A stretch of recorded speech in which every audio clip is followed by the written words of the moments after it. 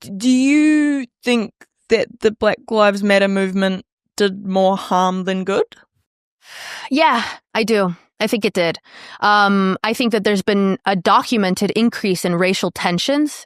And I think that the backlash to an ideology that racializes people and tells us that we should be looking at our race first, we should be checking our privilege, we should feel bad about what our ancestors did and not and take this kind of like approach of collective guilt, ultimately sets us backwards from the direction that we were progressively going in post Martin Luther King and people that had promoted the idea of genuine equality, leaving race behind as a salient factor and viewing people as individuals primarily.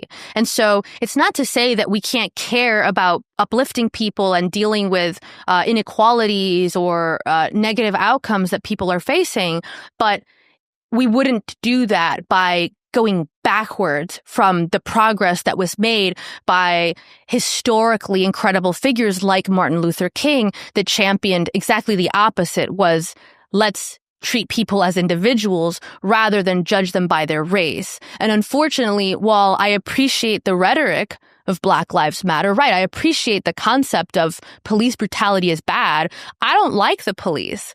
I don't think the police are doing a good job. I would agree with these activists on many points that there should be less policing in certain regards and police should be held more accountable than they are. But I don't think the way that that's done is by promoting like this kind of racialized rhetoric by which we say the reason police brutality happens is because of white privilege, when you have examples like Black police doing police brutality. That's not because they're white privilege, like it's something more complex than that. So in my opinion, like it's unfortunate, but it seems to have set us backwards. I can hear in the minds of listeners probably saying things like, are you're just saying that because you're white? You don't experience racism? What would you say to that argument? I mean, I guess if people want to characterize me as white, I'm mixed, I'm Latina, so I'm going to check your privilege. Yeah.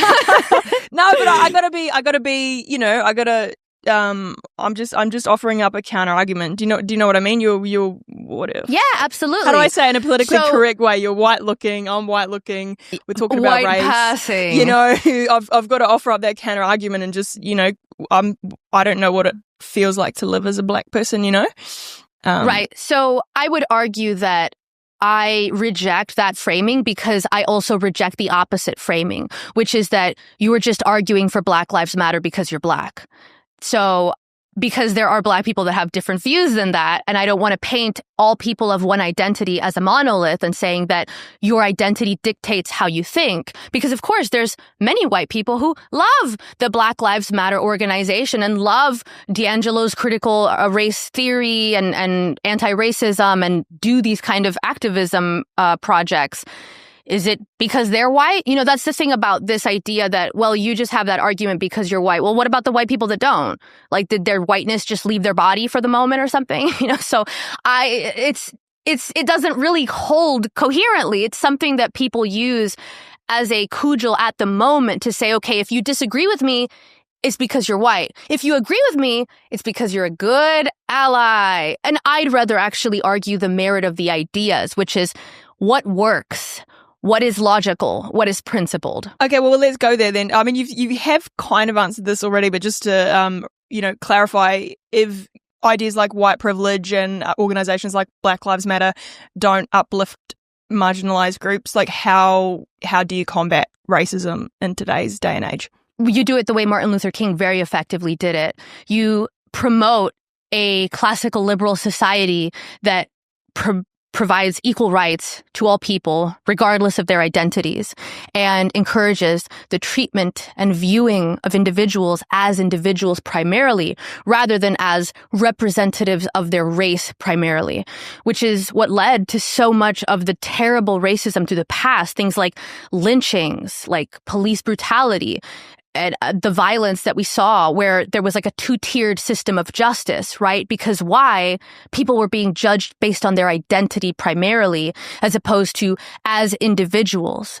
And when we engage in that kind of thinking, that kind of collectivist idea that you are more your identity than you are the individual you are, then we justify the logic of racism, which is incredibly scary to me. I think people have lost that kind of like understanding that everything has another side to it. So while it might sound effective and cathartic to talk about white privilege and the idea that white people should atone for the sins of the past, the reality is that that justifies the very same racist logic that says, well, then other minority groups should atone for the sins of their past. So if there's a neighborhood that is high crime and predominantly Black, and I see a Black person in another neighborhood, should I treat them like they are a representative of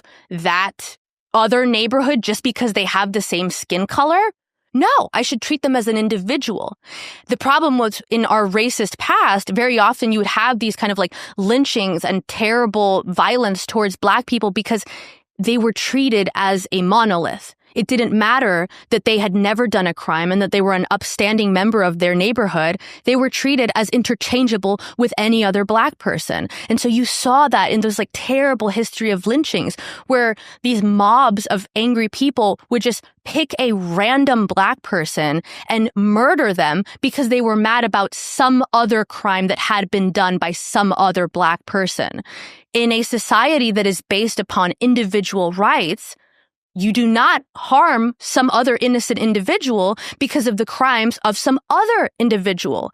And this is the problem with this kind of like racial collectivism by which we say, you are part of this group and must act as if that's a primary factor in your life, is that then applies to everybody else. And that is the definition of racism.